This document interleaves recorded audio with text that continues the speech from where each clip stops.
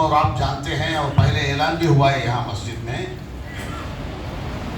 ہمارے بھارت میں، ہمارے ہندوستان میں، جو ہمارا وطن ہے، ہمارے لیے سارے عوام کے لیے کانسٹیٹیوشن یعنی دستور ہند اس وقت بنایا گیا تھا جب آزادی ملی تھی۔ دستور ہند میں سارے مذاہب والوں کو، بھارت میں جتنے مذاہب ہیں سارے مذاہب والوں کو ان مذاہب پر عمل کرنے کی پوری آزادی دی گئی ہے۔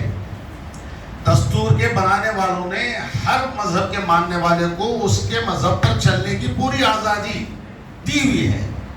ابھی تقریباً چند سالوں سے سارے بھارت میں یہ کوشش کی جا رہی ہے کہ مسلمانوں کو ان کے دین پر چلنے میں دشواریاں پیدا کی جائیں اور رکاوٹیں پیدا کی جائیں اور اس میں دخل اندازی کی جائے۔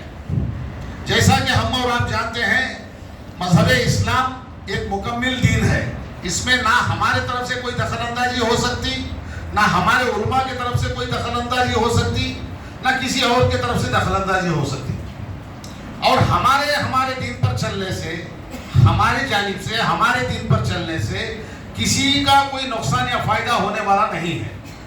ہم اگر دین پر چلتے ہیں تو ہم کامیاب ہیں، ہم دین سے چھوٹ کر رہتے ہیں تو ناکام ہیں۔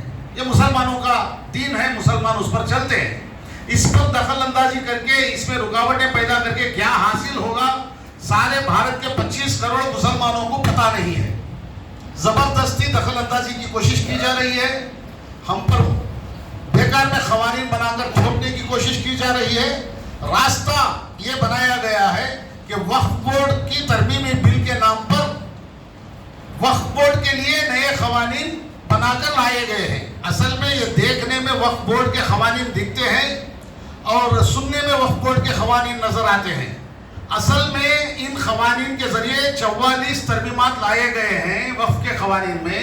ان قوانین کو پڑھنے سے پتہ چلتا ہے کہ آئندہ ہمیشہ کے لیے مسلمانوں کے دین میں مداخلت کی کوشش کی جا رہی ہے۔ اس کوشش کو، اس مداخلت کو اور دین میں پیدا کی جانے والی رکاوٹوں کو پہچان کر ہمارے بھارت کے لاکھوں علماء نے یہ کوشش کی ہے کہ اس کی مخالفت مسلمانوں کی طرف سے سخت ترین کی جائے۔ پہلے جب بل پیش کی گئی تھی اسی وقت مخالفت کی گئی، اس کے باوجود بل پیش کی گئی۔ پھر جب وہ JPC کو دی گئی اس وقت بھی مسلمانوں نے آل انڈیا مسلم پرسنل لا بورڈ کی سرپرستی میں، جس میں ساری تنظیمیں موجود ہیں، ان کے طرف سے، ان کی سرپرستی میں سارے بھارت کے 25 کروڑ مسلمانوں نے اس کی مخالفت کی، میسیجز بھیجے۔ اس کے باوجود وہ قانون پاس کرا دیا گیا اور ہم پر تھوپنے کی کوشش کی جا رہی ہے۔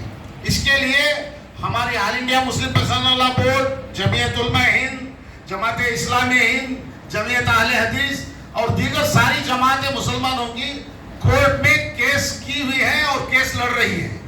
اس کے باوجود ہمارے طرف سے اس کی مخالفت کی جانی ہے۔ آل انڈیا مسلم پرسنل لا بورڈ کی طرف سے آج کا دن ایک بہت بڑا احتجاج، ہر مسجد کے باہر 15 منٹ کے لیے سنتیں اور نفل پڑھنے سے پہلے سب لوگ باہر نہیں بلکہ مسجد کے احاطے میں، کیونکہ باہر کرنی تھی لیکن پولیس کی طرف سے انسٹرکشنز آئے ہیں کہ مسجد کے احاطے میں کیا جائے۔ جہاں تک ہماری مسجد کا احاطہ ہے، جیسا کہ بیکری سے اس گھروں تک، انشاءاللہ اس احاطے میں ہم پلیکارڈ ہیں یہاں پہ، وہ پکڑ کے احتجاج کریں گے۔ ایک جگہ جمگھٹ نہیں بنے گا بلکہ دونوں راستے کے دونوں طرف کھڑے ہو کر لائن سے کھڑے ہوں گے اور اس میں انشاءاللہ ایک 4 باتیں ہوں گی اور اس کی مخالفت کی جائے گی۔ اس کے لیے آپ سب کو دعوت دیتا ہوں کہ آج تھوڑا 10-15 منٹ آپ کے قربان فرما کر نفل اور سنت اور نوافل بعد میں ادا کر لیجئے۔